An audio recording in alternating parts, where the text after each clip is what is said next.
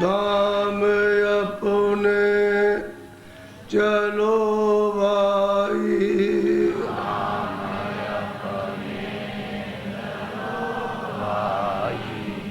धाम अपने चलो भाई,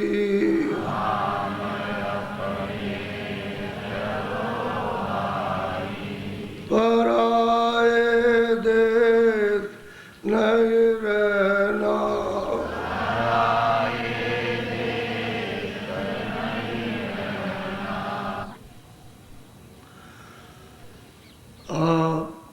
प्रेमियों, जब तक सत्संग नहीं मिलेगा और सत्संग की समझ नहीं आएगी, तब तक तुम्हारी इच्छा भजन करने की नहीं होगी। सत्संग से सब समझ में आ जाए कि जीवात्मा के लिए कौन सा पूजन है जो लाभ करेगा और कौन सा पूजन है जो उसकी हानि करेगा, ये सत्संग से पता चलेगा। और वैसे आपको नहीं मालूम हो सकता। वैसे तो परपाटी चली आ रही है, उसी को आप करते चले आ रहे हो। ये पता नहीं है कि उसका क्या फल क्या फायदा है, न तुमको दिखाई देता है न तुम्हारी समझ में आता। करते रहते हो, बुजुर्ग करते आए तो वही हम भी करते जा रहे हैं। बस ये नहीं कि भाई वो कहाँ चले गए और हम कहाँ से आए और हमको कहाँ जाना। आपको भी कुछ पता नहीं और वो उनको भी कुछ मालूम हुआ कि मैं कहाँ से आया कहाँ चला गया। अगर उनको मालूम हुआ होता तो वो बता देते, अरे भाई ये काम छोड़ दे रहा है, इसको मत करो। हमने छोड़ दिया, हम तो अपने घर की तरफ मुड़ गए। तो सत्संग से सब समझ आएंगे और सत्संग से ही भजन की इच्छा जागती है, तब भजन होता है। सत्संग नहीं मिलेगा, सब इच्छाएं सो जाएंगी बस संसार की। वही लोभ लालच, यही प्रलोभन, मोह ममता, काम है, क्रोध है, इसी में सब में लगे रहोगे और कुछ भी नहीं मिलेगा। वो फिर हाथ झड़िया देगा और तुम्हारे हाथ में कुछ नहीं रहने देगा। तब तक तुम्हारा समय खत्म हुआ जा रहा, तब तक वो आ गया, चलो एक जोर से झपट्टा मारा तो पंजे में दबा के भाग जाएगा और शरीर खोखला ये पड़ा रह जाएगा। इसलिए सत्संग को गहराई से सुनो और समझने की पूरी कोशिश करो कि ये समझो बुद्धि से कि ये ठीक है, ये ठीक है, ये ठीक। इसकी जानकारी करोगे तब, नहीं तो इसी में बंधे रह जाओगे, क्योंकि रास्ता तो मिला नहीं। तो न जाने के कारण जो चाहते सो करते देखा देखी कि भाई ये कर रहा तो हम भी करें, क्या करते। अब ये नहीं पता कि उसका परिणाम उसको क्या मिलेगा और तुमको क्या मिला। इसलिए जानते सत्संग की जरूरत है और जगे हुए पुरुषों का सत्संग को। कथा वार्ता में तो क्या रहा, वो तो कथा वार्ता हो गई, उनको भी पता नहीं है कहने वाले को, और सुनने वाला तो अंधा है, उसको भी मालूम नहीं है। उन्होंने कह दिया और सुन लिया, बस चले उस पर और कुछ नहीं, बस इसी में लगे, समय बीत जाता है। बहुत जाओगे, चलो चले, सब जा रहे हैं, चलो तुम भी चलो, तो गंगा जी चले जाओगे, बहुत जाओगे जमुना जाओगे, बहुत चले जाओगे कि चलो वही तीर्थ ना आया है तो और किसी तीर्थ में चले गए। बस ऐसा तीर्थ भी वहाँ पहले महात्मा रहते थे, पहले योगियों का निवास था, वो तीर्थ बन गया। जहाँ महात्मा रहेंगे वही तीर्थ हो जाएगा। तो जहाँ फिर उसका उल्टा असर हो गया। जो फायदा जिसलिए तीर्थ बना था वो तो आपने फायदा उठाया नहीं, अब वो मतलब तीर्थ जा रहे, तीर्थ जा रहे, तीर्थ जा रहे। महात्माओं ने निवास किया, वही स्थान पूजनीय होता है, पवित्र होता है, इसलिए वहाँ जंगल में रहे तो वहाँ पवित्र स्थान, वहाँ तीर्थ बन जाएगा, वहाँ लोग सब जाने लगे। नदी नाले के किनारे हो, वहाँ कहीं किसी जगह भी हो जहाँ महात्मा रहेंगे वो तीर्थ हो जाएगा। तो फिर उस समय बाद फिर मतलब ये कि बस वो देखा देखी करते, जिसलिए वो तीर्थ बना उसको जानना चाहिए कि भाई तीर्थ यहाँ क्यों बन गया, ये क्यों, ये तो नदी बह रही है, यही क्यों हो गया। तो पता चलेगा भाई महात्मा योगी लोग यहाँ पहले निवास कर गए थे उनको लोग मानते थे, वह फिर पीछे से जाने लगे, और फिर महात्माओं की खोज बंद हो गई। आपको चाहिए तो महात्मा खोजना कि भाई वो मिले जो हमको हमारे घर का रास्ता बता दे और जीवात्मा पहुंच जाए, उसकी मदद कर दे। मदद करेगा, रास्ता बताएगा और वो संभाल करेगा और ले चलेगा और पहुंचाएगा। तो ये तो उसका काम है। आपका काम तो समझ के चलने का है कि भाई आप चल पड़ो, और कहेगा अच्छा चलते चलो, तुमको सहारा देता जाएगा, चलता जाएगा। वो तो कहेगा भाई चलो आगे है, थोड़ी दूर है, ज़्यादा नहीं, फिर चलोगे अभी थोड़ा ही रह गया, फिर चलोगे थोड़ी रह गया। तो चलते जाओ, देखते जाओ, चलते जाओ, देखते जाओ, ऐसे घर में पहुंच जाओ। हिम्मत नहीं टूटने पाएगी, वो हिम्मत देता जाएगा। इससे भी आनंद आगे ज़्यादा है। चलो वहाँ चलो, देखो चल के, तो आगे चलेगा, उससे भी ज़्यादा आगे। तब उसको ये होता है कि नहीं आगे है। तो जो जानता होगा वही तो बताएगा। अब जिसको कुछ नहीं मालूम वो क्या बताएगा। इस तरह से कोई आदमी न समझे कि मैं बच्चों का माँ बाप हूँ तो मेरे बच्चे इसी रास्ते पे चले जाएंगे, नहीं। वो तो जो कुछ करना था वो करके चला गया। अब बच्चे हैं, मतलब ये कहा समझदार है तो रास्ता पकड़ लेंगे, नहीं तो फिर वो भी रास्ता छूट जाएगा उनका, वही फंस जाएगा। तो नई पीढ़ी जो भी आएगी उसको महात्माओं की जरूरत है। ये नहीं कि हमने अपने घर में कर लिया तो सदा यही चलता रहेगा, वो नहीं होगा। उसको तो खोजना है। जो जन्म लेगा आकर के और महात्मा नहीं है तो उसकी खोज करें, कहीं मिलेगा उसको। ये नहीं कि वहाँ घर में बैठे हुए, वो तो चले गए, अपना काम करके गए। अब आपको खोजना है। तो नए लोगों, पुराने जिनसे मिलाप हो गया, उनकी जरूरत है, उनको तो रास्ता मिल गया, वो तो साधन भजन जोर से करें, उसी की कमाई करें, तब काम होगा। तो कल आपको ये बताया था कि भाई कोई भी हो, वो तो कहते हैं कोई भी हो सत्संग में आओ और वहीं सबको समझ में, मुसलमान हो, हिंदू हो, ईसाई हो, किसी जात का हो, छोटा हो, बड़ा हो, पढ़ा हो, अनपढ़ हो, तो सत्संग में आए। ये कभी मत समझो कि पढ़े लिखे को भगवान मिलता है। रैदास जी तो कुछ नहीं पढ़े थे, धन्ना जाट तो एक अक्षर भी नहीं जानता। तो मीराबाई कौन सी पढ़ी हुई थी, और कबीरदास जी क्या पढ़े थे? उस समय तो ये स्कूल ही नहीं थे ऐसे। जितने महात्मा हुए उससे उनका तो ज़्यादा तक मतलब पढ़े लिखे नहीं, लेकिन वो पढ़े लिखों से ज़्यादा पढ़े लिखे। जो सब कुछ जान ले तो वो तो ज़्यादा है ही उसके विकास का। और बाहर की वर्तमान विद्या आ जाए तो लोगों को समझाने में सुविधा रहेगी, नहीं तो समझा तो वो लेते ही है। वहाँ तो वो एक ही विद्या है और दूसरी कोई विद्या नहीं, तो परा विद्या उसको तो वही समझा लेंगे। और पढ़ा लिखा वो परा विद्या नहीं प्राप्त है तो कुछ नहीं समझा सकता, वो भी चक्कर लगाएगा कि भाई ये क्या चीज़ है क्या नहीं है। और वैसे इस विद्या को भी जान ले, उसको भी जान ले, तो खाली समझाने के लिए और कुछ नहीं है। परा विद्या तो परी विद्या रहेगी, वो तो अपनी जगह पर है। और बाहर की बोलचाल की, कोई संस्कृत जान गया, उसके माने अर्थ जान गया, और क्या है, शब्द का अर्थ जानने की जरूरत है, और कुछ नहीं विद्या का। तो वैसे भी जानता है ये पेड़ है, वैसे जानता है ये दीवार है, ये वैसे भी जानता अपनी भाषा में, और बोल लेता, बोध करा देता। ऐसे ही है हर मुल्कों की भाषा।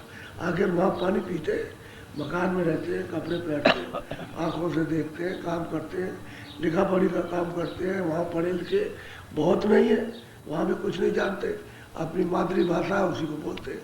तो जिस मुल्क में जो भाषा वो तो बोल ही लेगा। आपके मुल्क में मातृभाषा है, वहाँ बोलोगे मतलब वो तो सब बोलेंगे ही, और सबका बोध हो जाता है। लोटा, ये थाली, ये अनाज मोटा, ये महीने होना चाहिए, तो ये तो सब होता ही है, सब जान जाते, इसी का बोध कराना। और क्या चीज़ है उसी को। अब उसको उस भाषा में बोलोगे तो कहोगे नहीं ये बहुत बड़ी भाषा है। क्या भाषा है उसकी जानकारी है, इसका कोई और थोड़ी है, तो घड़ी है, इसकी और क्या बात है, जान लिया घड़ी सेम देती है बस। अब अपनी अपनी भाषा में बोल के समझाएंगे, उनको समझाओ, और कुछ नहीं है। इसी तरह से परा विद्या, ईश्वरी विद्या, सब चीज़ों का दृष्टांत भाषा में दे करके उनको समझा दिया और अंदर ले जाना उनको। तो कहते हैं करो कोई सत्संग, आज बनाए भाई, कोई भी हो सत्संग उसको मिलना चाहिए, समझदारी के साथ सत्संग करो तो काम में आएगा। आप क्या कहते हैं, जरा सुनिए, आप बोलो।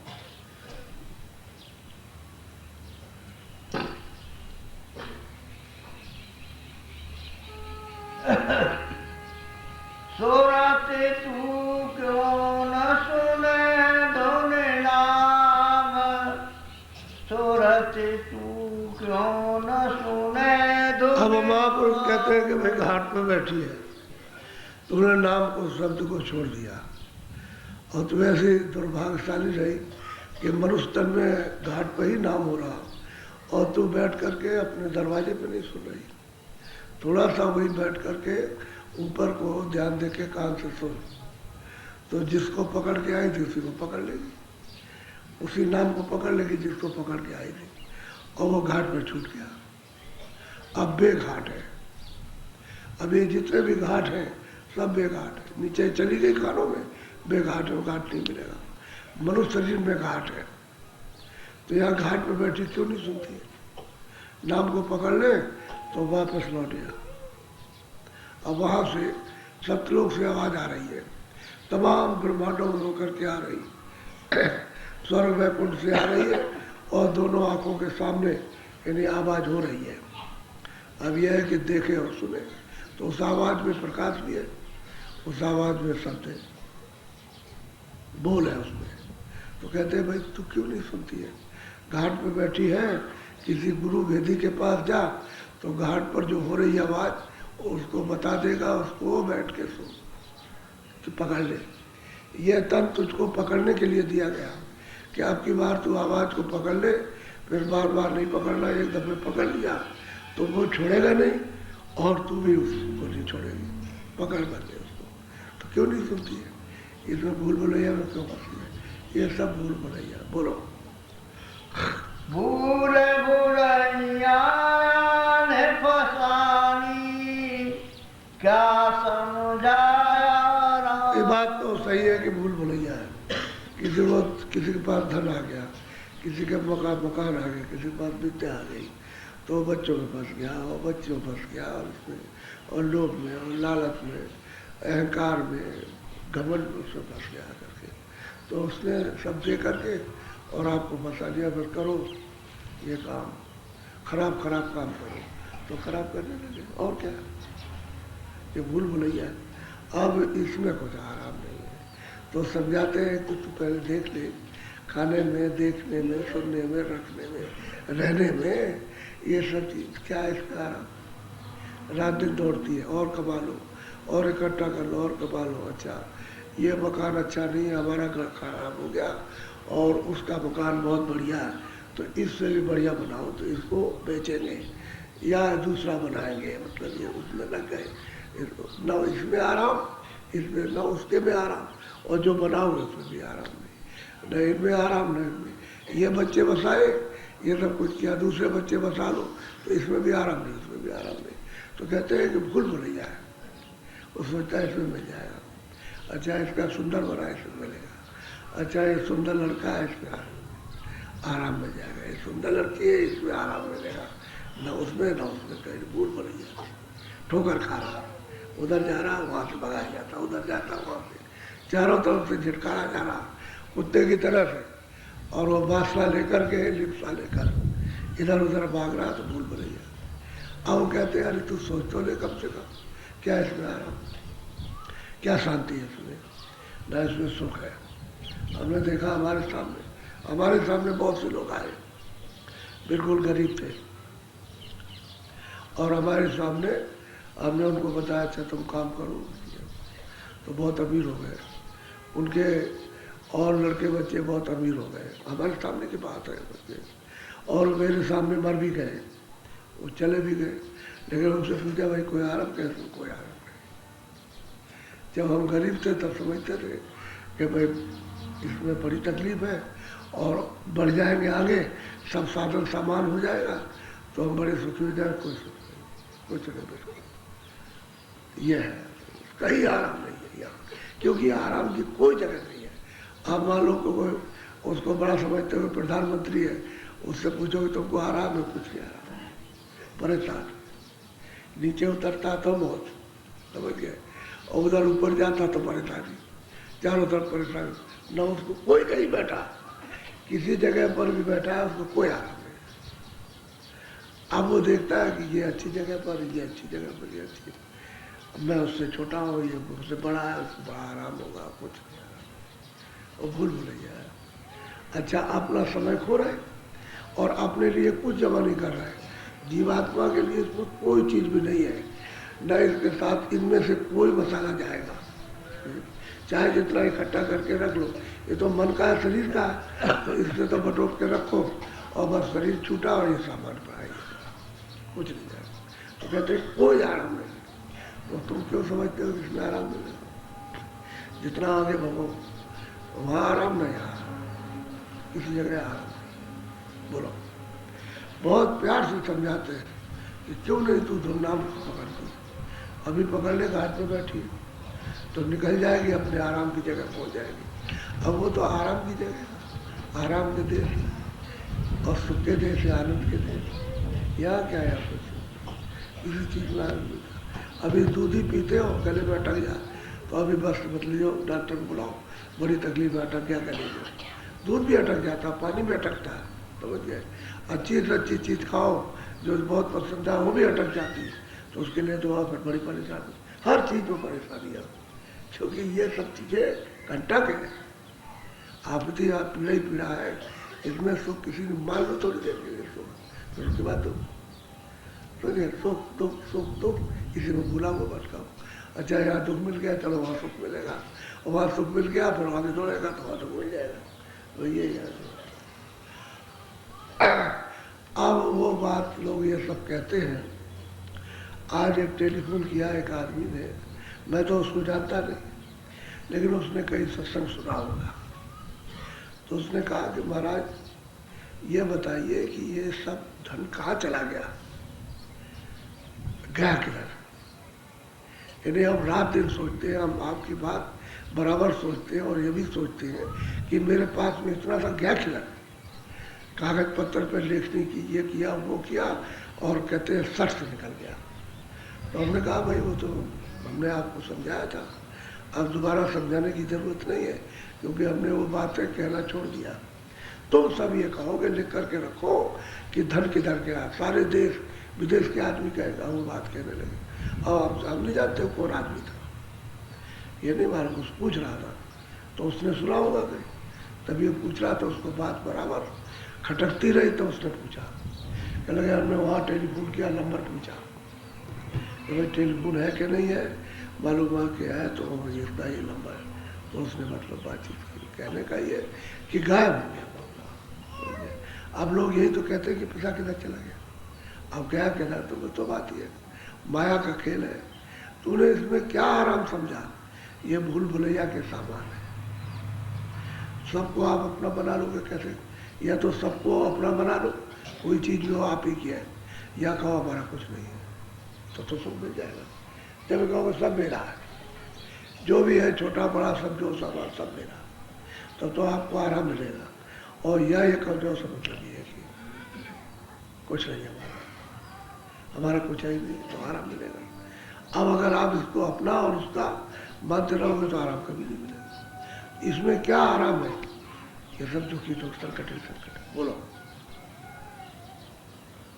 मन इंद्री संग भोग विलासा, यह जमराई बिछाया। अब उन्होंने इसमें जो रचना की है वो यही की कि इंद्रियों को दे दिया, मन उसमें बैठ गया, भोग इंद्रियों को खींच रहे, यानी सामान खींच रहा है उसको, आँख देती है, कान सुनते हैं, सब उसको स्पर्श किया जाता, तो खींच रहा उसको। कहते हैं जमराज ने जाल बिछाया, अच्छे और बुरे कर्मों का जाल बिछा दिया और आपको अधिकार दे दिया, खूब करो, अच्छा भी करो, बुरा भी करो, अच्छा भी करो, उसमें लग गया।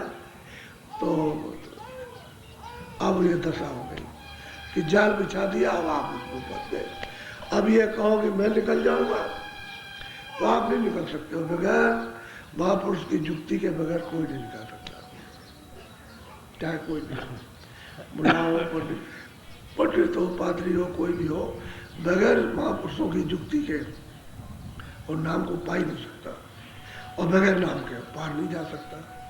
वो यही फंसा रहेगा। तो ये जमराज ने 3 लोक के मालिक ने जाल बिछा दिया और उसने अपने अपने कारगुजार रख दिए, जैसे ब्रह्मा विष्णु महादेव, 33 करोड़ देवता, 9 करोड़ दुर्गा, 10 करोड़ शंभू, ये सब उन्होंने रख दिए। उनको तो कोई काम करना नहीं हो, तो यही सब करते धरते रहते, उनको कोई काम नहीं करना, वो तो सब पर निगरानी रखते और सबसे अलग। बोलो। इनसे निकले भागी अब प्यारी, सत्य गुरु मर्म रखा। वो बड़ा कहते हैं गए प्यारी। आपका मतलब इस शरीर में, आपका मतलब है कि अभी नहीं, जब तक ये शरीर है तो कहते हैं सूरत प्यारी तू इससे निकल भाग। आपकी अगर निकल गई तो निकल गई, और फिर तूने देर कर दी तो फिर गई। उसने जाल बिछाया है और उसने तुमको फंसा लिया, निकल के जाने नहीं देगा। यही नाम से ही तू नाम पकड़ लेगी तो निकल जाएगी, और नाम नहीं मिलेगा, शब्द नहीं मिलेगा तो यहाँ से कभी निकल के नहीं जा सकती। कर्म का विरोध हो रहा है, जो भी कर्म अच्छे तो बनने वाले नहीं। कोई सोचे कि मैं अच्छा कुछ कर लूँगा तो बनते नहीं, और खराब को अच्छा समझते हो, अच्छे को अगर करते हो तो अच्छे को बुरा समझते हो, करते ही नहीं। तो इसलिए उसने जमराज ने बस ये जाल बिछा दिया और दाना डाल दिया। अब चिड़ियों की तरह से चुन रहे हो, यहाँ इसमें बस, और फट से उधर से बस झपट्टा मारेगा, बस लेके चला जाएगा। ये बता दिया। फिर कर्मों का हिसाब हो जाएगा, तो हिसाब होकर चारों कर्म दे देगा, चला जाएगा। तो यही से हुक्म हो जाता है, इस काल से उसमें, उस काल से उसमें, उस काल से उसमें। बस जब उसका समय होगा दूसरे बंद, उसका समय पूरा होगा, कब होगा उसमें बंद, फिर उसमें बंद, ऐसे ये जीवात भटकती रहेगी। और मन और इंद्रिया ये भोगों में लिप्त हो गई, ये भोग नहीं छोड़ती। इनके जाल से सूरत नहीं निकल सकती है। जब समझौती ही मन को मिले, जब ठोकर लगे तब तो समझे, ठोकर उसको लेना था, इंद्रियों के द्वार पर तैर रहा, जैसे वो पानी होता है उसमें तेल डाल दिया तो तेल तैरता रहता है, बस ऐसे ही मन चारों तरफ भागता रहता है इंद्रियों के दरवाजों पर, और वो अपना स्वाद ढूंढता है और उसको स्वाद नहीं मिलता, चलो वहाँ, चलो वहाँ, चलो वहाँ चलो, वहाँ खा लेंगे, वहाँ देख लेंगे, वहाँ सुन लेंगे, वहाँ ये कर लेंगे, वहाँ कर लेंगे। कहते हैं निकल, अब निकल ये मनुष्य शरीर से, निकल पर प्यारी। और सदगुरु पूरा भेद, राम कहते हैं जुत्ती, भेद को उसका पूरा बता देंगे और निकल चल जल्दी से, और मदद भी कर देंगे, तो सत्संग मिलता नहीं। बोलो। अब की बार पढ़ो गुरु शरणा, फिर न बने कहते आपकी मतलब इस मनुष्य शरीर में गुरु के पास चले जाओ, शरण में हो जाओ, शरण में उनके हो जाओ, तो फिर वो धुलाई करते। अच्छा बुरा जो कुछ भी है सब उनको दो, तो धुलाई कर डालेंगे उसको, और निष्कपटी हो जाओ। अच्छे के लिए भी कोई कपट नहीं, बुरे के लिए भी कोई कपट नहीं, निष्कपटी बन जाओ और शरण में हो जाओ। फिर अगर कहो कि फिर बाद में काम हो जाएगा, अभी कर लो, शरण में हो जाओ और अपना काम करा लो उनसे, तो ये गुनाह तुम्हारे माफ हो जाएंगे, वो धुलाई हो जाएगी। और कहोगे नहीं फिर होगा, तो फिर की बात तो फिर में गई, फिर की चीज तो फिर में चली गई, तो फिर घूम गया, फिर नहीं होगा। तो कहते हैं आपकी बार इसी मनुष्य शरीर में, ये आपकी बार है, अनमोल नर्तन आपकी बार मिल गया, अब की उसने दे दिया, तो अब क्यों ऐसा चूकते हो, अपना काम करो, तो चले जाओ वहाँ तुमको सब मिल जाएगा, साधन भी मिल जाएगा, रास्ता भी मिलेगा, युक्ति मिलेगी, भेद भी मिलेगा, मदद भी मिलेगी, सफाई भी होगी। इसलिए गुरु की शरण में अब गिर जाओ निष्कपट होकर के। बोलो। यहाँ तो 4 दिवस रहे बासा, फिर भट्ट को चोरा। अब वो कहते हैं 4 दिवस जो है बासा है, 4 दिवस 4 दिन। उसका मतलब यह है कि 4 अवस्थाएं शरीर की होती है। एक तो बच्चा खेलता है, किशोरावस्था हो जाती, पढ़ाई लिखाई होती, फिर शादी विवाह, जवानी आ जाती, फिर काम काज होता है, खेती दुकान दफ्तर, तब तक बुढ़ापा लग गया। ये 4 दिन बासा है और फिर कहते हैं फिर छूटो और इसको छोड़ करके चलो और चारों ग्राम में रहो, 84 में मनुष्य शरीर नहीं मिलेगा। ये फिर शरीर नहीं मिलता, चारों खानों में जाओ, 84 भटक हो जाते। ये दशा फिर अब फिर ये है कि बचोगे कब? अभी अगर नहीं बचे तो बचना कब? बोलो। साचे वचन हमारा मानो, सजो मोह रुका।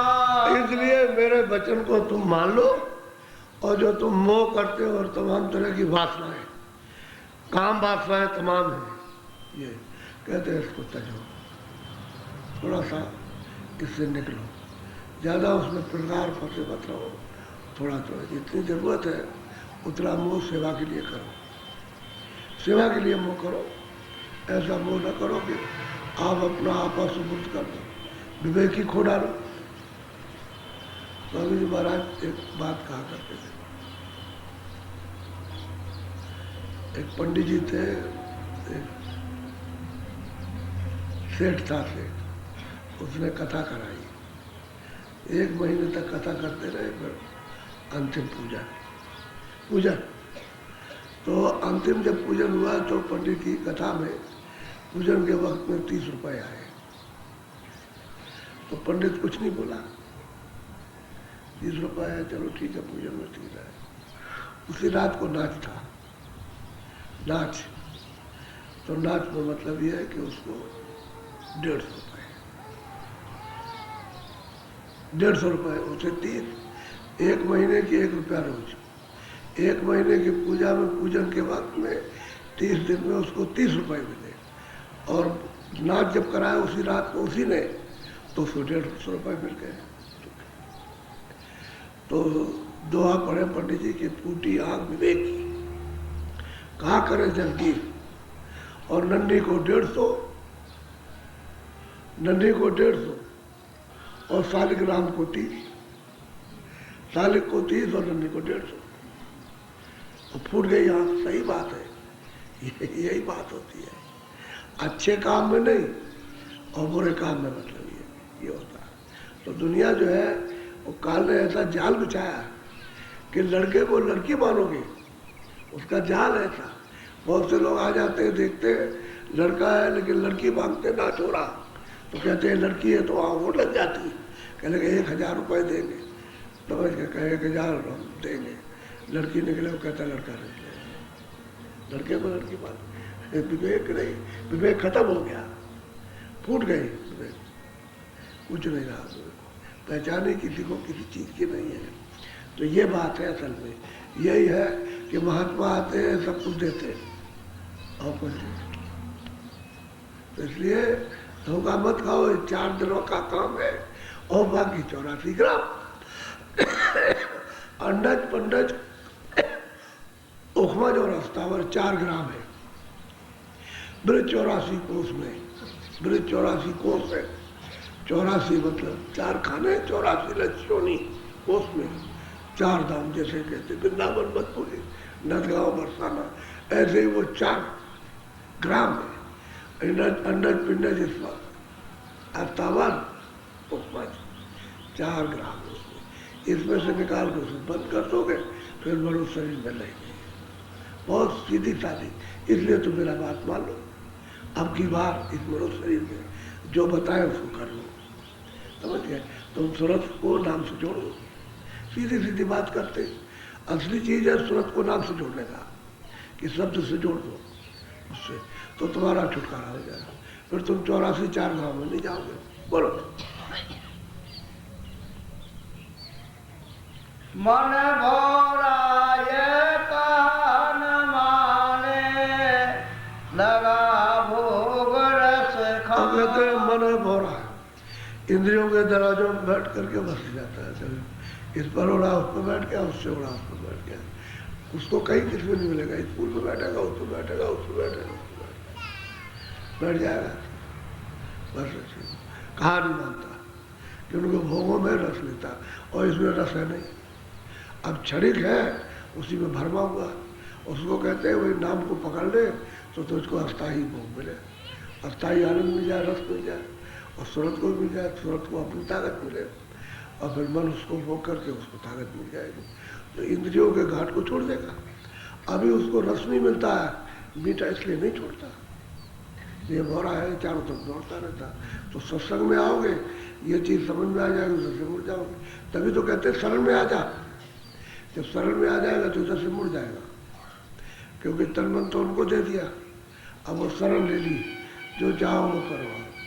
तो जो आदेश करते हैं उसको करते रहते हैं, बस बच जाते हैं, निकल जाते हैं, यही समझ आ जाती है, पक्की हो जाती मन में।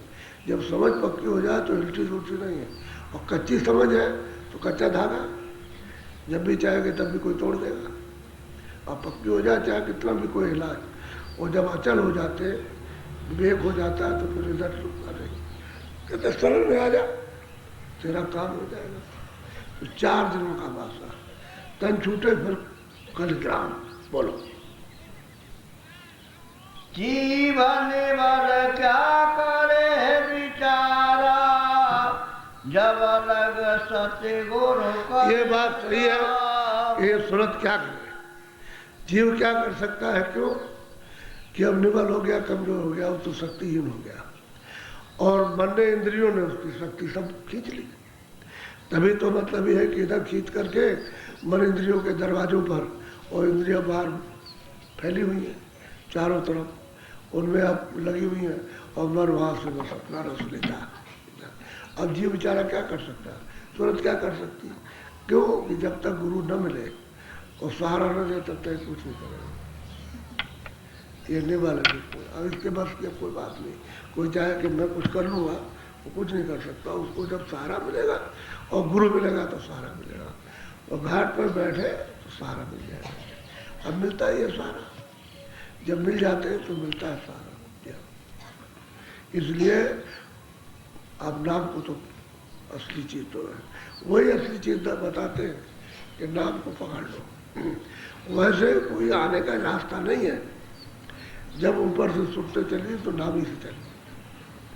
अच्छा, नाम से चलिए तो मुकाम मुकाम पर जहाँ जहाँ अड्डे बना रखे वहाँ ठहरा लिया, और वहाँ ठहरा करके उस नाम से जो ऊपर से आ रहा था उससे हटा के अपने पे उतार लिया। ऐसे सबने किया। पहली मंजिल पर आए तो उन्होंने उतार लिया, और उसके बाद फिर दूसरी पर तो दूसरे ने, तीसरी पर तीसरे ने, चौथी पर चौथे ने, और सबसे नीचे वाली आवाज़ घंटा और शंख है, उसको पकड़ के यहाँ नीचे उतार दिया। अपने स्थान से सैदल कमल से नीचे उतारा, और घंटा और शंख पकड़ के आए थे। तो जब पकड़े थे तब तो सुनते रहे, तब तो वो सतयुग जोगी सब विज्ञानी तब सुनते रहे। लेकिन जब ये सब पदार्थ तुमको दे दिया और अधिकार दे दिया, तो बस अब धीरे धीरे इसको रखने में, उसको रखने में, उसको, और कह दिया ये पाप है, ये पुण्य, बस ये है, ये दो ही बंटवारे कर दिए। अब उसमें छोटा बड़ा वो तो अलग है, पाप और पुण्य, और पाप और पुण्य, बस उसमें अब इसमें लग गया। जब पुण्य में कुछ नहीं मिला तो फिर पाप सोचने लगे, पाप में कुछ मिल जाएगा, तो फिर पाप करने लगे, फिर पुण्य करने लगे, फिर पाप, तो मिश्रित हो गया, मिल गया, उसमें समावेश होने लगा एक दूसरे के साथ में। तो अब कुछ पता नहीं चलता। तो सूरत जो है उस शब्द को, उस घंटे और शंख की आवाज़ को छोड़ बैठी। अब वो जब तक न मिले तब तक चढ़ाई न हो, और उस घंटा और शंख मिलना चाहिए जो इस मनुष्य शरीर में बज रहा, वो मिलना चाहिए। वही आपको ले जाएगा स्थान पर। जब वहाँ जाएंगे तो दूसरा शब्द पूरा सुनाई देता है, जब वहाँ पहुँचेंगे तो पूरा साफ सुनाई देता है। तो दूसरी आवाज़ को पकड़ोगे तो वो वहाँ तक ले जाएगा, तो तीसरा सब साफ सुनाई देता। स्थान पर पहुँचोगे साफ सुनाई देगा ऊपर का, और जब तक वहाँ नहीं पहुँचते हो तब तक मिला जुला। तो इसको पकड़ लो तो फिर जल्दी चढ़ाई हो जाएगी। इसलिए महापुरुष कहते हैं सीढ़ी हमने शब्दों की बना रखी है, पौड़ी, पौड़ी कहते हैं सीढ़ी। उसको एक को पकड़ो दूसरे पर, दूसरे को पकड़ो तीसरे को, तीसरे को पकड़ो चौथे, अपने घर में पहुँच जाओगे। और तुम ऐसे जाना चाहो तो नहीं, सड़क से जाओगे, सड़क से आए, दूसरा कोई रास्ता किसी का नहीं है। कोई सोचेगा भाई हम पुण्य करेंगे, ये करेंगे, उसका फल आपको मिल जाएगा, लेकिन घर में नहीं जा सकते हो और न ईश्वर के लोक में जा सकते हो। बहुत पुण्य कमाओगे तो अगर बहुत किसी का पुण्य हुआ तो स्वर्ग तक चला जाएगा, तो स्वर्ग कोई ईश्वर का लोक थोड़ी, तो बहुत दूर है। ईश्वर का लोक अलग है, स्वर्ग और वैकुंठ अलग है, उससे क्या मतलब, ईश्वर तो वहाँ है नहीं। इसलिए किसी को पता ही नहीं है कि हम उसके पास कैसे पहुँचेंगे। अब भेद ही मिला है तो काम हो, इसलिए कहते हैं भाई बताएंगे तो महात्मा, कोई बताएगा नहीं। तो बहुत सोच समझ के बराबर सत्संग हो रहा, यानी 2.5 वर्ष से ऊपर हो गए। अब क्या गुरु पूर्णिमा आ जाएगी 3 साल हो जाएंगे, अगली गुरु पूर्णिमा आएगी पूरे 3 हो जाएंगे। अब यहाँ से कहीं गए नहीं, यहीं पर सत्संग बराबर होता रहता है। अब सत्संग हो रहा, अब यह किसी ने 2 दिन सुना, किसी ने 1 दिन सुना, किसी ने 4 दिन चले गए। और जब वहाँ भी ऐसा ही है कि जब भंडारा होता है या गुरु पूर्णिमा का कार्यक्रम, अभी होली आ रही है, उसमें आते हैं कि भाई 2 दिन हम सुन लेंगे, हम चले आएंगे तो तुम पहुँच जाओ तो तुम 2 दिन सुन लेना। तो 2 दिन सुन लिया, 2 दिन हुआ है, वो सुन के चला गया, पूरा नहीं सुन पाते। अच्छा ऐसा होता है। और मैं बाहर कह गया नहीं, और ये तो मुझे मालूम है कि मैं बाहर निकला तो बहुत भीड़ होगी, बेतहाशा भीड़ होगी एक एक स्थान पर। चाहे हम कितने भी प्रोग्राम करें, यहाँ सुबह करें, दोपहर को करें, शाम को चाहे कार्यक्रम करें, तो भीड़ बहुत होगी, बेतहाशा भीड़ होगी। हमको अभी से मालूम है, हम निकले के बाद भीड़ हुई। अभी तो किसी को बेचारे क्या करें, सब तरह से लाचार हैं, घिरे हुए हैं, फंसे हुए हैं, तरह तरह के विघ्न बाधा है, उससे निकल नहीं पाते। तो ये लड़का बीमार, तो वो बाप बीमार, तो माँ बीमार, तो स्त्री बीमार, तो अपने बीमार हो गए, तो ये झंझट लग गया, 1000 झंझट, उसमें बेचारे फंसे रहते, नहीं आ पाते। अब चाहते हुए भी नहीं निकल पाते, अगर हिम्मत करके निकल आए तो कुछ नहीं, वो उनके मन का फितूर है, और चले आए तो कुछ नहीं, जैसा कहता है सही, फिर जाए फिर संभाल लें, कोई बात नहीं, लेकिन कमजोरी है, क्या करेंगे। तो सत्संग को अच्छी तरह सुन लो, अच्छा हो रहा, पीछे से मिलेगा। और नए नए लोग आते, अभी नए आ गए, कल नए आ गए, परसों, तो नए लोगों को कम से कम हर चीज समझ में आनी चाहिए। या ये रास्ता उस प्रभु के पास पहुंचने का है, नाम मार्ग शब्द मार्ग है, उसी के पास पहुंचने का। उसको जब तक नहीं पकड़ोगे तब तक कोई उधर नहीं जा सकेगा। बोलो जय गुरुदेव।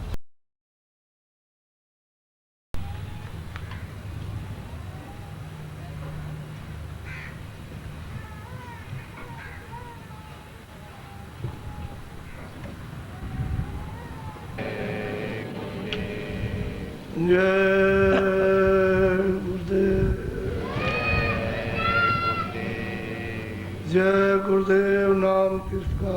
प्रभु का। जय गुरुदेव, नाम किसका? प्रभु का।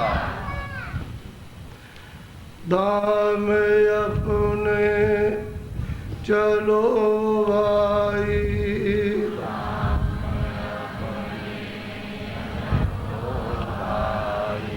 धाम अपने चलो भाई,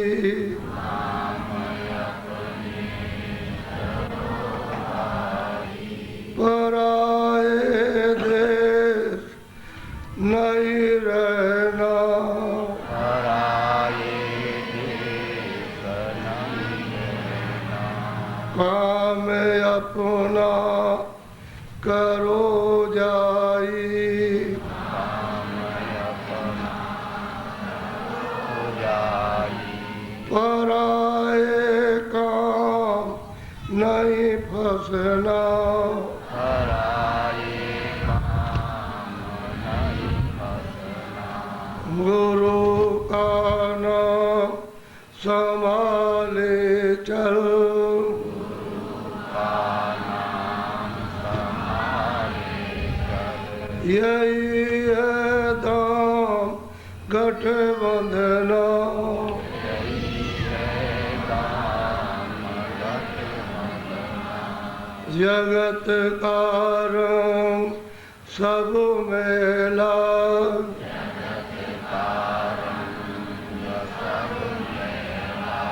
दुलाले मान यह कहना,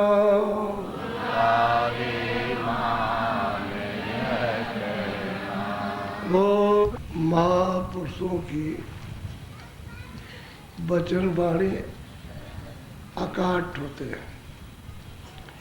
ये बात सत्य है कि जब तक आपको शब्द नाम का रास्ता मालूम नहीं है, तब तक इस जगत जो झंझट का है, इससे छुटकारा जीवों का नहीं हो सकता। इसी भ्रमजाल में फंस जाओगे और बस ऐसे चले जाते।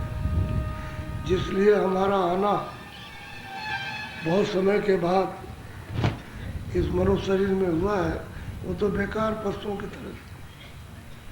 जैसे पशु खाते पीते बैठते हैं, खाते पीते, वैसे मनुष्य भी खाता पीता बैठता, सो जाता, खाता पीता, बस लड़ाई झगड़ा जैसे पशु कर लेते वैसे मनुष्य करता।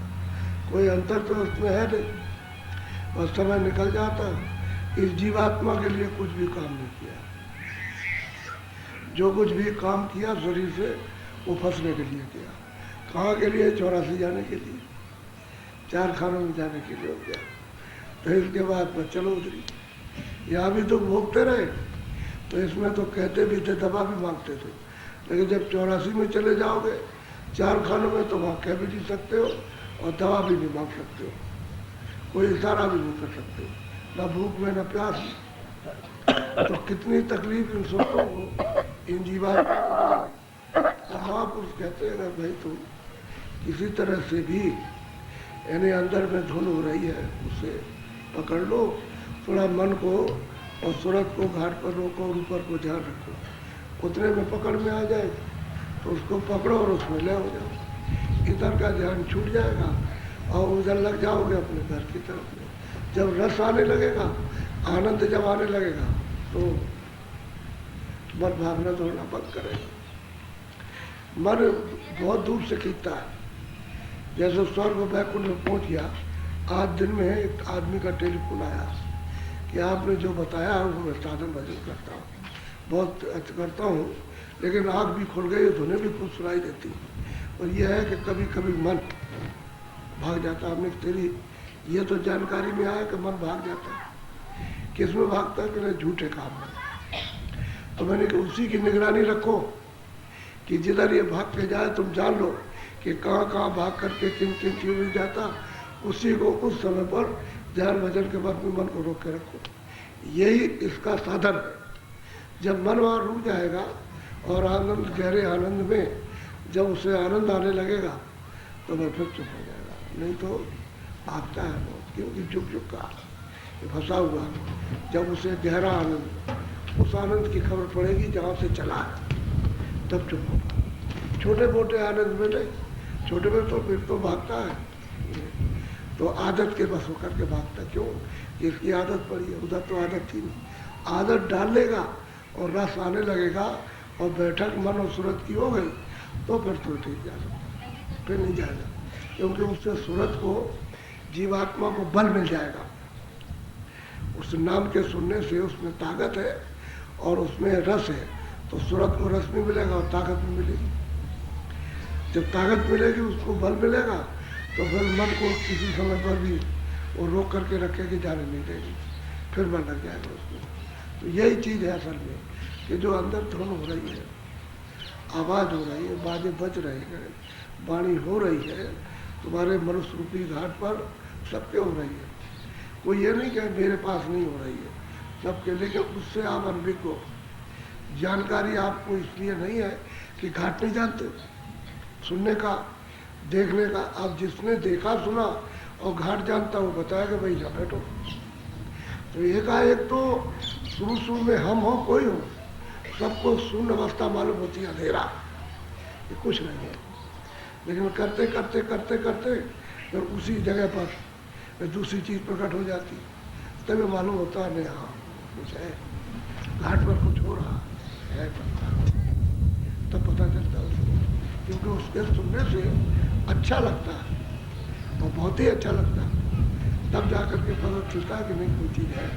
नहीं सत्संग न मिले तो कुछ भी मालूम ना हो, तो आप कुछ करें। सत्संग मिलना बहुत जरूरी है, क्योंकि सत्संग ही उस तरफ को आपको ढकेलेगा और दूसरी कोई चीज़ नहीं है। और इससे आपको विराम, इससे छुट्टी दिलाएगा झगड़े से।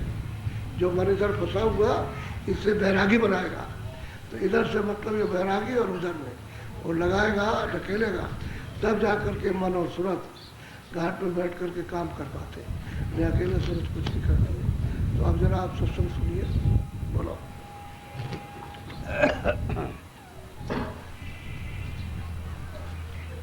जाग चल सूरत सोई बहुत, काये को पूंजी अपनी। जब वो महापुरुष मिल गए तो कहते हैं अरे सूरत तू क्यों सो रही? अब तू जाग और चल अपने घर की तरफ प्रस्थान कर। अब तो मतलब यह कि मिल गए तो समझा रहे कि जाग जाओ। अब तू मतलब घर की तरफ लौट चल। और इधर बहुत दिन तुझको हो गए, बहुत समय हो गया यहाँ रहते रहते, रोते रोते चिल्लाते चिचड़े उड़ गए और किसी ने भी सवाल नहीं की। तो अब की ये मौका है कि मिल गए और वो भेद बता रहे, कहते अब जाग जा, अब होश में आ जा और अपने साथी को थोड़ा सा साथ कर दे। तो सूरत का साथी मन है, क्योंकि वो सैदल कमल से लगाया गया तो वहाँ से ये साथ आया। और जब तक वहाँ लौट के नहीं जाएगा तब तक पूरी कूदापाती करता है, तब तक वो भाग दौड़ करेगा। यहाँ करेगा, जब ऊपर की तरफ चलेगा तो स्वर्ग वैकुंठ में फुरना पैदा करेगा। वहाँ करेगा कि चलो इंद्रियों का विषय ये यहाँ इस सकल सूरत से चलो ले ले, तो वहाँ गिरने का तो कोई साधन नहीं, फिर लौटेगा इधर, भगेगा इधर। तो जितना वो साथ करके उसको रखेगी और धुनी से जुड़ेगी, तब जाकर इसका खोल, इसका विकार उतर जाता है।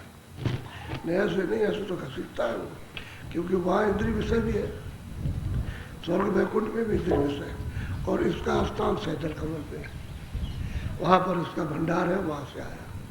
इसी तरह से बुद्धि का भंडार, उसमें से एक जर्रा, चित्त का भंडार वो एक जर्रा, अहंकार का भंडार एक जर्रा, ये चारों उतार करके सूरत के साथ इसलिए लाए गए कि यहाँ फंसाए रहेंगे और ये चारों उत्पाद पहुँचाते हैं। कभी चित्त संसार की तरफ चिंतन करता और फिर मन संकल्प विकल्प भागा दौड़ी करता, तो चित्त ने उत्पत्त कर दिया कोई भी चीज़ हो, और मन उस पर, बुद्धि निश्चय अनिश्चय करती है कि किया जाए कि न किया जाए।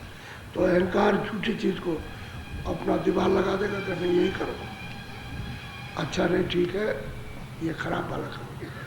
तो अंधेरा हो गया तो बस चारों मिल गए। जब चारों मिल गए तो क्या हो सकता है, पटका पटकी होती है और मारपीट क्या हो रही, तो सूरत अकेली कुछ नहीं सकती, उसको रोके रहते। अच्छा कर्म करा लेंगे तो बुझा इन सब कर्मों का उसी सूरत पर लगेगा। अगर वो ना हो तो बोझा तो किसी पर नहीं लगेगा, क्योंकि मन तो कुछ है ही नहीं, वो तो एक वहाँ का तत्व है। चेतन तो चेतन तक साथ में लगा दिया गया। अब ये जब वहाँ पहुँच जाएगा तब तो मतलब ये उत्पाद खत्म, और नहीं पहुँचेगा तब तक हरकत करता रहेगा। इसी की चेतनता से चेतन रहा सूरज की, जो दोनों आंखों के पीछे बैठी है। तो कहते हैं सूरज अरे क्यों अब देर करती है, अब हम मिल गए और अब तुझे रास्ता आप ले ले और जल्दी कर जाएगा। अब तुझे नाम पकड़ा दे, धुन पकड़ा देंगे, आवाज़ पकड़ा देंगे, सबको पकड़ा देंगे, चल अपने घर वापस हो जाओ। बोलो।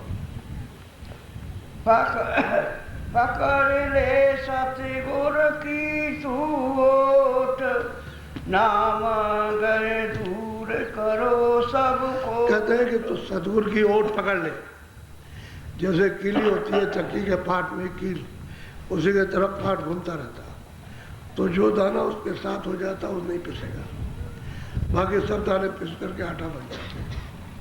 वो एक बच जाता है दाना जो उसके साथ हो जाएगा, जो भी होगा उसके साथ दाने बच जाएंगे।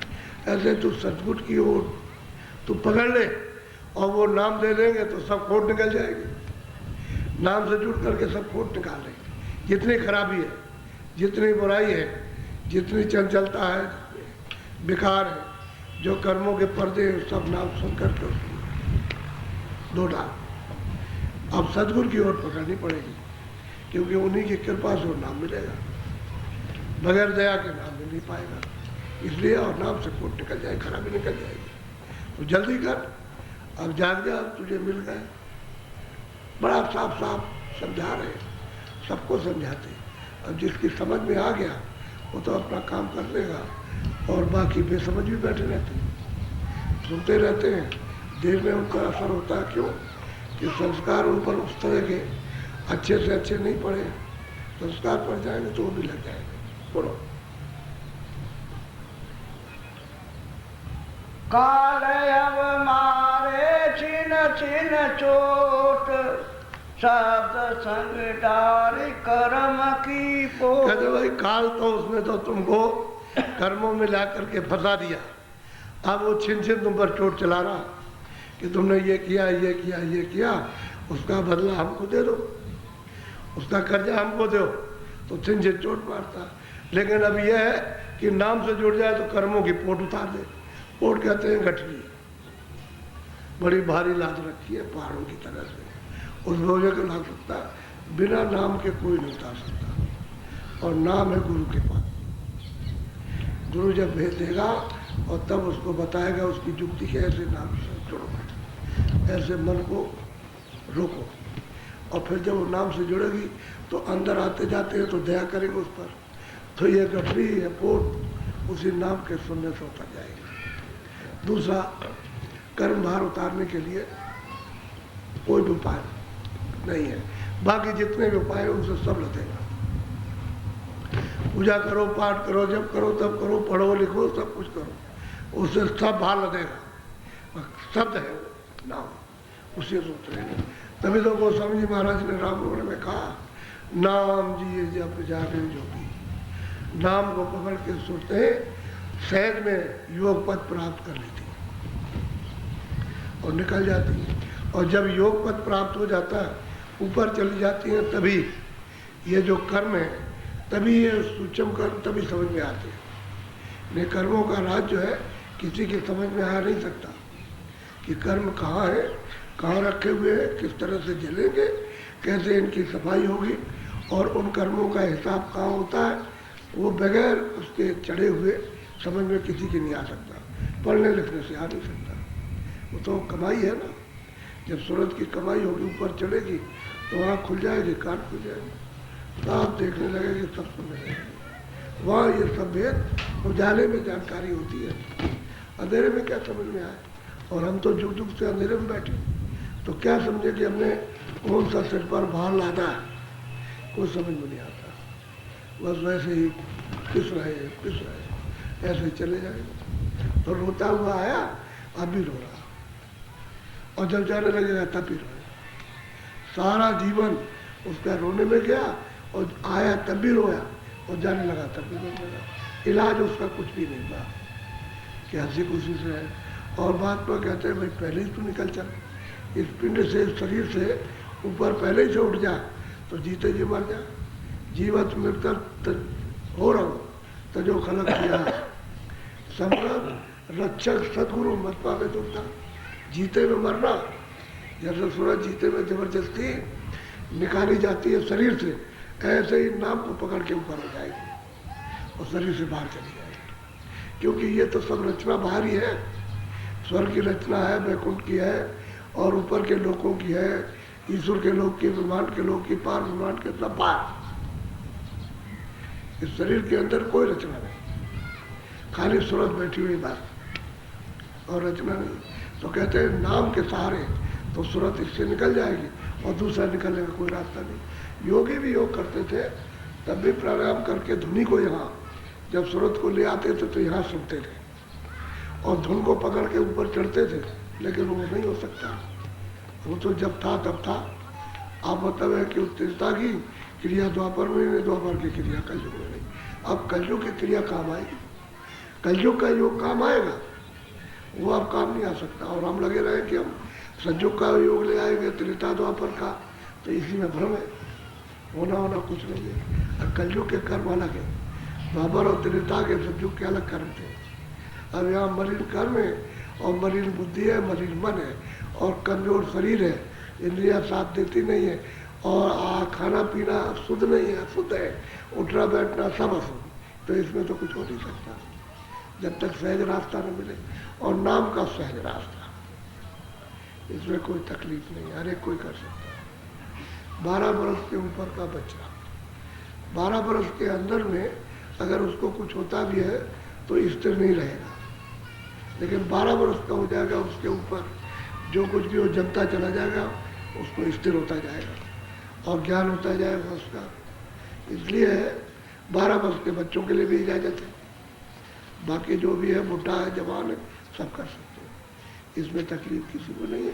करना जरूर है, लेट करो वो तो इधर से ध्यान हटाना है, जितना भी आपका ध्यान हट जाएगा और उधर शब्द के साथ नाम के साथ में लग जाएगा उसमें जल्दी काम हो जाएगा। और ध्यान इधर से नहीं हटता, उसी में दिक्कत है, उसी में परेशानी, तो कि कुछ नहीं होता कुछ नहीं होता, मन तो तुम्हारा उसमें लगा रहता है, बुद्धि इसमें लगी रहेगी और सूरत तो काम नहीं कर पाती तो कि उस पर बोझा लदा है, जब सुने तब तो हटे, सुनाई देता नहीं है तो बोझा हटता नहीं।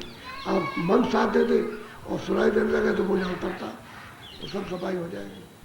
सुनने से सफाई होती है, देखने से सफाई होगी, जब उधर से प्रकाश आएगा। अब ये बादल सामने है तो देख रहे हैं कि अब सूरज नहीं दिखाई देता, लेकिन बादल हट जाए तो आप उसके सामने, आपके सामने सूरज।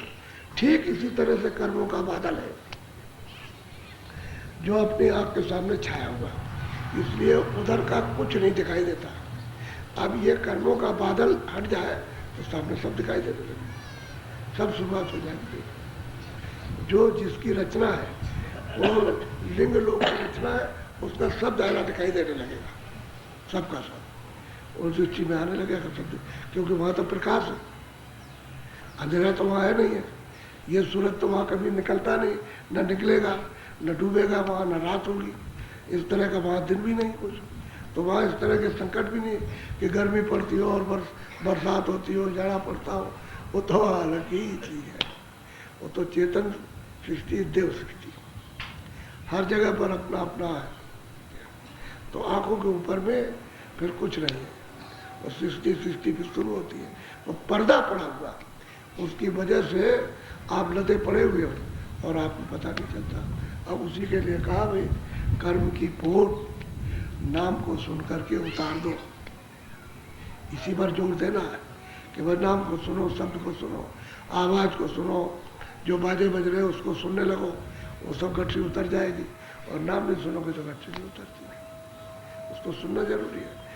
खूब अच्छी तरह से मन को थोड़ा रोक कर दे, 2 मिनट 4 मिनट 10 मिनट, और जरा सा अंदर का हाथ पे बैठ के ऊपर की तरफ में सुनना चाहिए। जितनी देर मन रुक जाए तुरंत के सुनने में साधे तक काम होने लगे, और जैसे ही मन भगेगा तो मालूम होगा कि बंद हो गया। बंद नहीं होगा, लेकिन तुम्हारा उधर से ध्यान हट गया। बोलो मैल मन क्यों नहीं अब तू धोत, शब्द संग सूरत सूरत क्यों नहीं पो। कहते हैं कि भाई तू मैला, अरे अपने मैले मन को तू शब्द के साथ जुड़ करके उसमें पो दे। अरे कान लगा करके लगातार सुनता रहो तो उसी का उसमें मिल जाएगी, उसी का हो जाएगी, लय हो जाएगी। कहते हैं धो डाल, लेकिन शब्द ही से चलेगा और कुछ, वही उसका साबुन है। वो जब लगेगा शब्द का, उसमें से रोशनी भी आती है, सब आती है। और कोई चीज़, पानी है, आग है, कोई तलवार है, कोई चक्कू है, वहाँ नहीं जा सकता। वो सब का सब्जियों का सिम ये लगा रहती है, ये सब इस पर तो जमा कुछ नहीं, वो तो सब में जमा होता है। ये आँखों के ऊपर में, तो आँखों के ऊपर का जो हिस्सा है वो शरीर से बाहर है, क्योंकि शरीर के अंदर है। तो जब जलाओ तो मेरा मतलब जल गया, काटो तो कट गया, डुबा दो तो डूब गया, फिर कुछ नहीं रहा। वो वहाँ पानी नहीं जाएगा, ना वहाँ आग नहीं जाएगी, कुछ नहीं जाएगा, वो बिल्कुल ही शरीर के बाहर है। उस सूरत पर जीवात्मा मैल, और उस मैल की वजह से मन मैला, बुद्धि मैली, चित्त मैला, फिर वह अहंकार मैला, ये सब के सब मैले हो गए। तो इसको शुद्धि के लिए जाओ शरण में, गुरु की वहाँ शरण जाओ, शरणागति, और जो बता दे उसको करो, वहाँ प्रेम कर दी, विश्वास के साथ करो, तो नाम के साथ पूछो। जब उधर से नाम आने लगे तो पकड़ लो, नहीं होगा, बस पोट उतर जाएगी, वही हो जाएगी। तभी तो आँख खुलती है, ऐसे थोड़ी खुल जाएगी कि कान खुल जाएगा। जब गठरी उतरती है तभी सुनाई देता है, फिर साफ साफ सुनाई देने लगता है। फिर वही जो आवाज़ आती है, बाजे बजते हैं, जो बोल होता है वो बड़ी हो जाती, शब्द हो जाता है, बोला वो जब अपनी बाणी से बोला तो सूरत को समझ में आता है, क्योंकि वो भाषा सुरती समझेगी, वो भाषा बुद्धि का काम नहीं है, सूरत समझती है उसको, और उसके समझने से बुद्धि को समझ में आती है। जब वो नहीं समझेगी तो कुछ नहीं बुद्धि करेगी। सूरत के समझ में आता है, क्यों? शब्द भी चेतन और सूरत भी चेतन है, जीवात्मा भी चेतन, जो दोनों आंखों के पीछे बैठी है वो चेतन ही है। तो चेतन चेतन की आवाज को समझ लेगी, वैसे नहीं तो बोला बोलो। निरख ले घट में अद्भुत ज्योत, खोलिया सति गुरु भक्ति सो। कहते हैं कि तुम निरख ले, यानी अंदर में ज्योत जल रही है चेतन कमल में, ईश्वर की कहते हैं उसको निरख दे। घाट पे बैठ करके देख, जब पोट उतर जाएगी तो आँख खुल जाएगी तो सामने देख जो जल रही होती है, लोग का मालिक है, उसकी जो सैदल कमल में रखी है। वैसे नीचे भी जोते हैं, लेकिन वो जोत अलग है, एक झिलमिल जोत है, सिका जोत है, अग्र जोत है, उनकी वो जगमग जोत है, तो निरख ले सामने दिखाई देना। जब पोट उतरेगी तो आँख खुल जाएगी, उजाला हो जाएगा। अब उजाले में सब दिखाई देता है, जैसे रात हो जाए तो बाहर कुछ नहीं दिखाई देगा कि कोई जा रहा कोई आ रहा है, लेकिन सूरज की रोशनी तो सब दिखाई देगा कौन जा रहा। ऐसे ही सूरज को सब दिखाई देता है अपनी तीसरी आँख। बोलो। उन्होंने भक्ति का स्रोत महापुरुष ने जारी कर दिया कि जब शरण में हो जाओगे तो भक्ति का स्रोत जारी हो जाएगा। उनके आदेश का पालन, जो वचन कहे उसको सुनना, उसको मानना, उसी के मुताबिक करना, तो जल्दी काम हो जाएगा। वो तो काम के लिए आते ही हैं कि भाई यही काम करना, दूसरा नहीं। बोलो। हित कर कहता सुने सुरते बात, गोता मत खा मूरख। फिर समझा रहे कि हे सूरत, तेरे हित के लिए मैं तुझको सुना रहा हूँ। इस मूरख के साथ तो पड़ी हुई है, गोता खा रही संसार में, जन्म मरण में, और गोते ही है, पीड़ा हो रही है इस मूरख के साथ। ये बहुत तुझको भरमाएंगे, ऐसा मत कर कि मेरी बात को मान ले, और इसे समझा कि भाई तुमको भी दुख मिलेगा, हमको भी दुख मिलेगा, तुम भी रोगे हम भी रोए। इसलिए गुरु की बात को मान लो तो तुम भी सुखी हो जाओ, हम भी सुखी हो जाओ। नहीं तो तुमको भी 84 भोगनी है और नरकों में जाना हो, हमार तुम पर पड़ेगी, हम पर पड़ेगी, और फिर तुम पछताओगे कि ये तो अच्छा नहीं हुआ, तो उस समय क्या करेंगे। अभी तो मिल गए, तो समझा रहे, कह रहे सुना तो मेरी बात मान ले, गोता मत कहा, क्योंकि मन मूर्ख है, इसके साथ में तेरी दोस्ती हो गई, अब तेरा दुश्मन हो गया, अब साथ नहीं देता। बोलो। काम संग बहती दिन और रात, मेरा कोई भटक भटक यह गात। कहते हैं कि ये अवसर तुझको भटक भटक के मिला है, और कामना के साथ में तो दिन रात सोते में भी बह रही और जगते में बह रही है, भांत भांत की कामना है। ये हमारा कामना पूरी हो जाए, हमारी पूरी हो जाए, हमको इससे मिल जाए, हमको इससे मिल जाए, तरह तरह की कामना उसके पूरे करने के लिए भटक रही है। और ये अवसर जो मनुष्य शरीर मिला, ये भटक भटक के ये दांव मिला, ये फिर दांव मिलने वाला नहीं है। अब की तू मेरी बात को माने, इस मूर्ख का थोड़ा सा साथ दे और इसको समझा बुझा कि चल वहाँ चले महापुरुष के पास में, वहीं पर सब समझेंगे और दया मांगेंगे और कहेंगे हमारी चंचलता को और हमारी भाग दौड़ को, खराबी को आप कृपा करके दूर कीजिए, तो हमको रोकेंगे, रोक लेंगे, दया करेंगे तो हमारी शुद्धि सफाई करेंगे, तो मन भी शुद्ध हो जाए, बुद्धि भी शुद्ध हो जाए, चित्त भी, अहंकार भी, तब फिर चढ़ाई होती है। तो निर्मल जन सुमोता, मुझे कोई भी निर्मल हो जाए, वो किसी भी जात पात का मुझको प्राप्त कर सकता। और जब तक ये गंदे रहेंगे तो मूर्ख है, ये तो इसमें फंसाए रहेंगे कामनाओं में, तरह तरह की कामना, और ये पूर्ति होने वाली है नहीं। क्यों? कि इनमें कुछ टिकाव तो है नहीं है, कि स्थिरता हो कि भाई मिल जाएगा मिल जाएगा, वो तो छिड़कता है उसी में भरपूर हुए। क्योंकि सही यानी मतलब है दरवाजा आनंद का, वो तो मिलता नहीं, पता नहीं है। तो कैसे मेहनत की जाए कि सच्चा आनंद मिल जाए, सुख मिल जाए, शांति मिल जाए, तो वो तो महापुरुष जानते हैं। इसलिए समझा रहे कि अब इसको जरा समझा के और जो तुझको बता रहे वो काम कर ले, ये अवसर दाव मिला तुझको। बोलो। लगा ले नौका सतगुरु घा, मिटा ले प्यारी जम की घाट। कहते एक काम कर कि तू अपनी नौका पर जो सतगुरु ने लगाई है उस पर आकर के बैठ जा, और जम की घाट से तब बच जाएगी। और जब तक तो अपनी उस नौका पर जो सतगुरु ने नाम की लगा रखी है उसमें जब तक नहीं बैठती है तब तक जम की घाट से बचेगी। और जम बराबर चोट मारेगा और कर्मों का हिसाब करता रहता है, उसका ले नहीं देता है, कहीं लेता है कहीं देता है, कहीं लेता है कहीं देता है, बस नहीं करता। ये उसका काम। और कहीं पाप है कहीं पुण्य, बस यही तो कर्म है।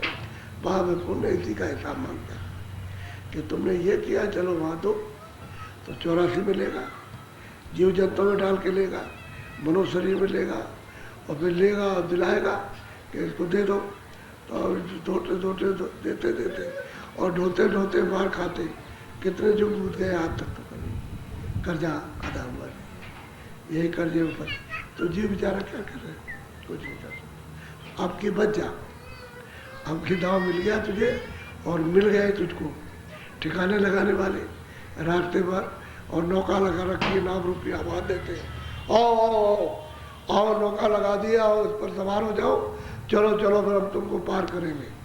तो उस नाम पर सवार हो जाए। और नाम क्या है? जो अंदर युक्ति देते हैं, नामदान जो देते हैं वो उनकी नौका है, उस पर सवार हो जाओ। घाट बताया कि यह नौका लगी है, इसी पर सवार हो, नाम रूपी नौका जहाज है, उस पर सवार हो जाओ, ले जाए, पार उतार देगा। और नाम पर जब तक नहीं सवार होते हो तब जीव वैसे बिना आधार के जाए कैसे?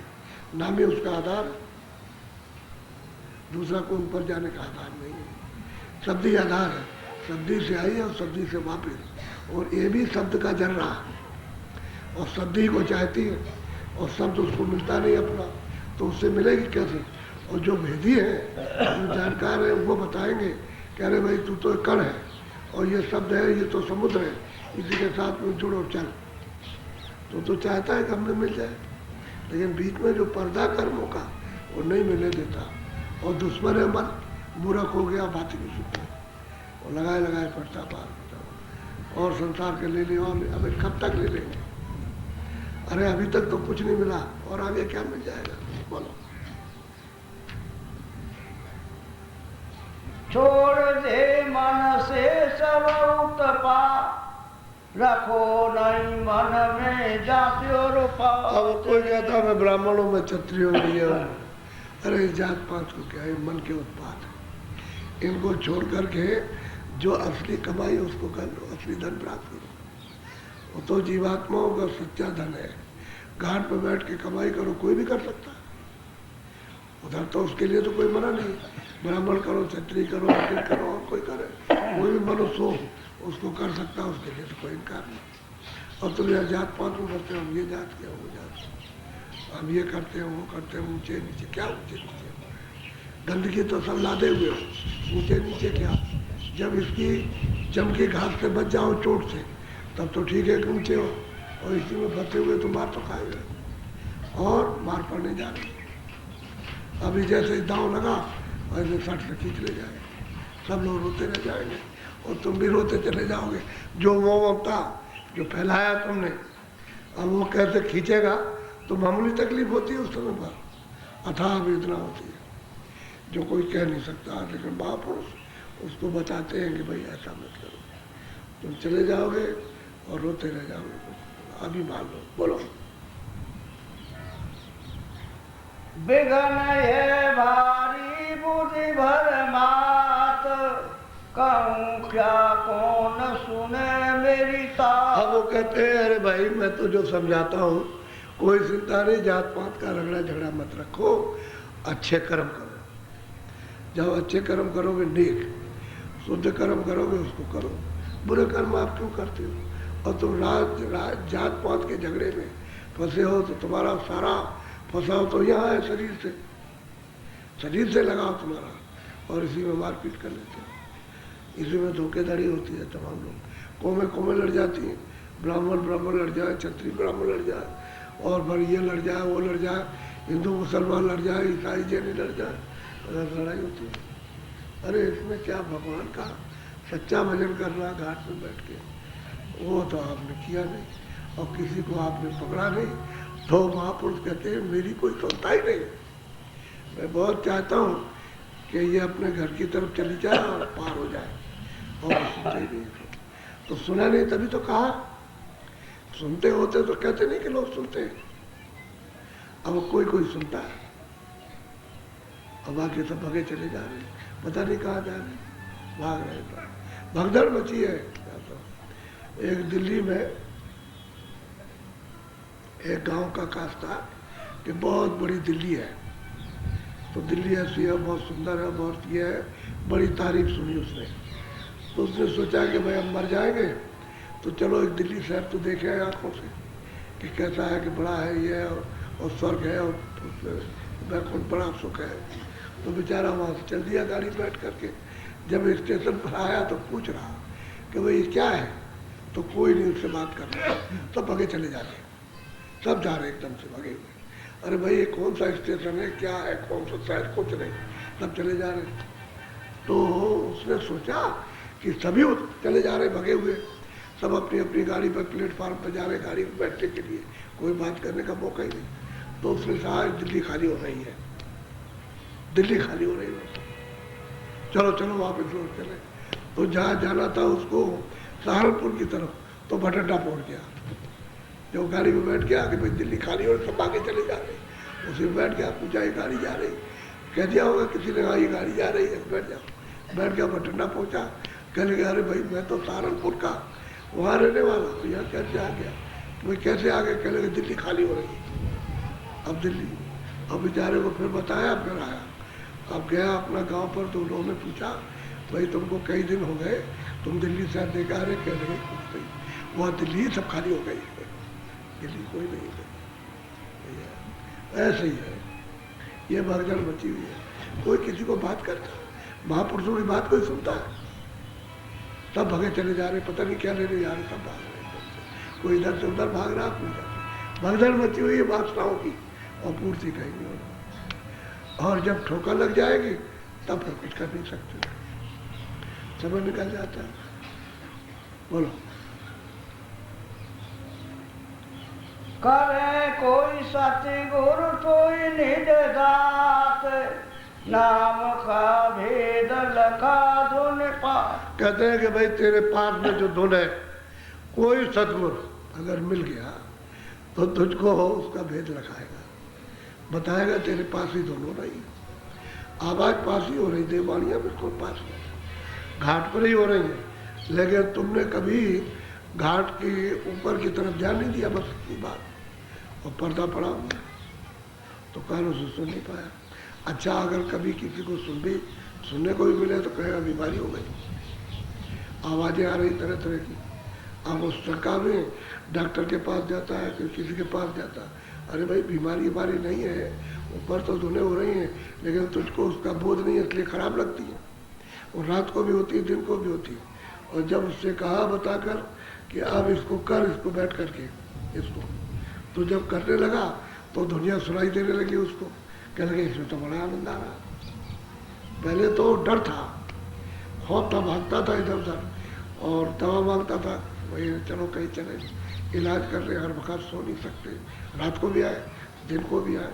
जब उसको बताया कि तो भाई तेरे अंदर जो हो रहा वो सही हो रहा, लेकिन तुझको सत्संग नहीं मिला, सत्संग सुनाया और बताया, तो कहते थे तो हम पहले ही तो सुन रहे थे, लेकिन उसको जान क्या रहा था, उससे खौफ था, रात और दिन भाग रहा था। तो सच्ची चीज अगर मिल भी जाए तो बेचैन, जब तक उसका भाव ना हो तो अपने को पागल समझेगा कि पता नहीं क्या लग गया, ऐसा होता है। क्योंकि उसने कभी सुना होता तब तो फिर उसकी कदर करता, लेकिन कुछ नहीं सुना तो कुछ नहीं, बीमारी लग गई।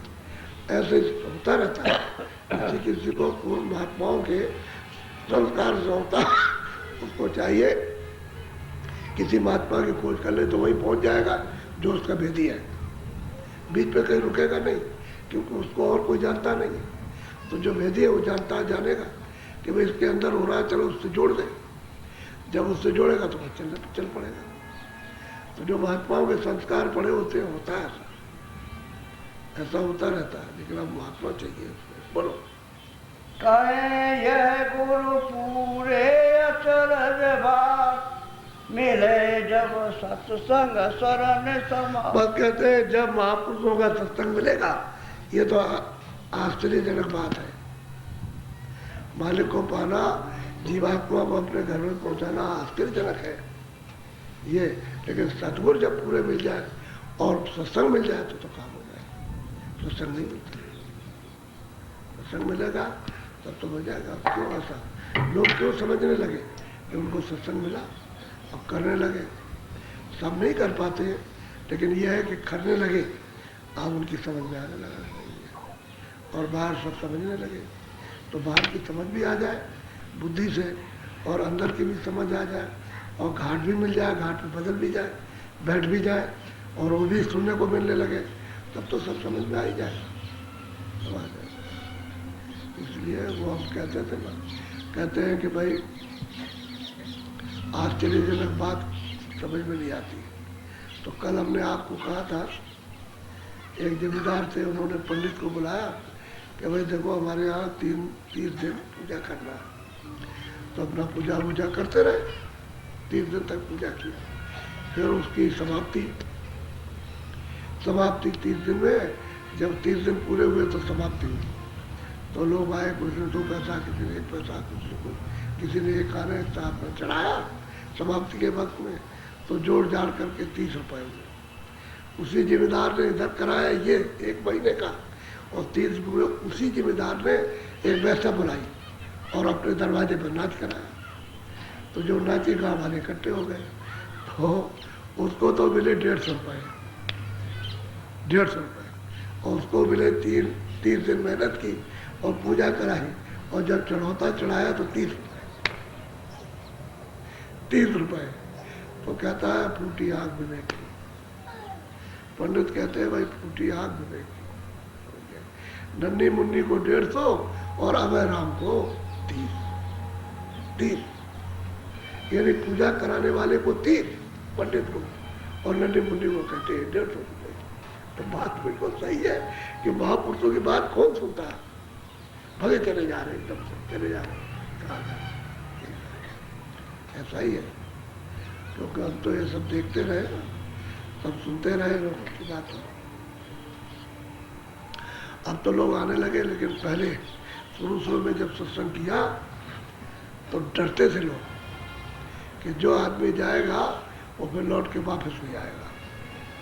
इतना लोगों को खौफ था, इतना लोगों में प्रचार था, बच्चों में, बड़ों में, तो सामने नहीं आते थे कि वहाँ नहीं जाएंगे, वो सामने जाएंगे तो खिंच जाएंगे। अब बताओ, अरे मालिक को याद करना, प्रभु को, वहाँ खिंच क्या जाओगे? अरे सच्चा रास्ता मिल जाएगा और तुमको मतलब तुम्हारा कल्याण होगा। और वो कहते हैं अब वो याद करते वही लोग कि हमने बहुत बड़ी भूल की। अब उनको पता चला तो अब क्या, अब तो समय निकल गया। अब किसी की उम्र 40 साल की, तो अब इस समय पर 90 का हो गया, कोई 70 का हो गया, कुछ और जब जवान थे तब तो सुना नहीं, तो दूसरे रंग में लगे हुए थे। वही हम कहते हैं कि भाई सच्ची बात बहुत मुश्किल से, जब तुम्हारा बहुत ऊंचा भाग होगा तभी सुनोगे। और तभी पकड़ोगे, और ऐसा वैसा तो कुछ नहीं, ऐसे जीवन चला जाएगा। बाकी अपनी अनसमझ से मन मूर्ख से क्रिया कुछ भी इंद्रियों के कर लो, जीवात्मा को कोई भी लाभ नहीं, उसको कुछ लाभ नहीं। ये जो कुछ भी है शरीर के लिए है, तो शरीर का जो किया वो फल मिल जाएगा। ये नहीं शरीर मिलेगा, दूसरा बंद करोगे उसमें मिलेगा। ये तो मिलना ही नहीं है दूसरे शरीर में, उसमें बंद कर दिया तो मिलेगा। शरीर में जरूर कर मिलेगा, पाप और पुण्य दोनों फल मिलेंगे आपको, पुण्य का पुण्य और पाप का पाप। लेकिन जीवात्मा को तो कोई लाभ नहीं, वो तो वैसे ही और सजा भोगने लगी। मनुष्य शरीर में तो अपने को छुड़ा सकती है, लेकिन और शरीर नहीं उसमें। तो इसी में आप जानवरों की तरह से जिंदगी को बिताते हो समझ से। अरे कोई कुछ कहता हो तो उसकी बात को ध्यान से सुनना चाहिए, उसमें यह देखना कि देखिए हमारे मतलब की क्या, अपने मतलब की चाट लो, बाकी छोड़ दो। सीधी सीधी बात, जिसमें अपना फायदा हो जाए वो तो पहले लो, और जिस पर नुकसान हो उसको पीछे कर दो कि भाई ये नहीं चाहिए हमको, ये चाहिए, उसमें ले लो। तो महात्मा तो फायदे वाली बात, फायदे वाली करते हैं, नुकसान वाली कोई बात करते हैं। ऐसे ही जगत अंधा भगा चला जा रहा, गिर जाएगा। बोलो जय गुरुदेव। हम लोग धीरे धीरे आना शुरू हो गए, क्योंकि अब आने लगे ना होली के कार्यक्रम में 5-7 दिन 8 दिन पहले चल देते, तो सत्संग उनको मिल जाएगा। आने लगे, सामान वामान लेकर के हम देख रहे हैं कि आ रहे हैं। उधर ट्रक पर सामान लदा हुआ उतार रहे हैं, अभी हमने देखा, और कुछ आ रहे हैं। कह रहे कैसे कि होली कार्यक्रम में आए, तो पहले ही से फिर ये इसलिए भी आते हैं कि जब आखिरी टाइम होगा तो जगह नहीं मिलती है, जगह नहीं मिलेगी, तो पहले ही से जगह घेर लेंगे तो मतलब ठीक रहेगा। तो चल देते हैं अपना। कुछ ऐसे भी आते हैं कि चलो वहाँ सत्संग सुनेंगे और बीच में चले जाएंगे तो दूसरों को भेज देंगे। तो 2 दिन 3 दिन रहे, अभी से सुनते रहे, और 2-3 दिन हुए तो बीच में भाग के गए, उनको दे दिया कि हम काम देखेंगे और तुम चले जाओ सत्संग सुने आओ। तो 2 दिन बाद रहे, वो तो सर रहेंगे उसमें, लेकिन 2 दिन और बाद रह गए, सत्संग उनको ही मिल गया। ऐसा करते हैं बहुत, आते भी और जाते भी हैं, उनको दूसरों को भेज देते हैं। क्योंकि समय का अभाव, झगड़ा है, झंझट है, जानवर है, कोई बीमार है, कोई ये है, कोई वो है, 1-2 झंझट लगे वो बहुत लगे, उसी में अपना समय किसी तरह से निकाल निकूल करके और लगे रहते बेचारे। तो ऐसों का काम हो भी जाता है, क्योंकि दिल से लगे हुए क्या करें, परेशानी की वजह से चाहते तो हम बहुत कुछ है, नहीं आ सके, बाहर आ गए, इस तरह भजन करते तो हमको होने लगता। चाहे यहाँ रहो चाहे वहाँ रहो, लगन सत्संग सुनने की लगाए रहो बराबर, और बराबर बैठते रहो, तो समझ लो उसका फल आपको मिलेगा। ये डोरी लगी रहेगी बराबर कि भाई हमको जाना था, सत्संग सुनना था, लेकिन किसी कारण नहीं जा सके तो भजन करेंगे। वहाँ भी तो भजन करने का आदेश है, यहाँ भजन करने कर रहे थे, होने लगता है। बोलो जय गुरुदेव। अब भजन में बैठ जाओ।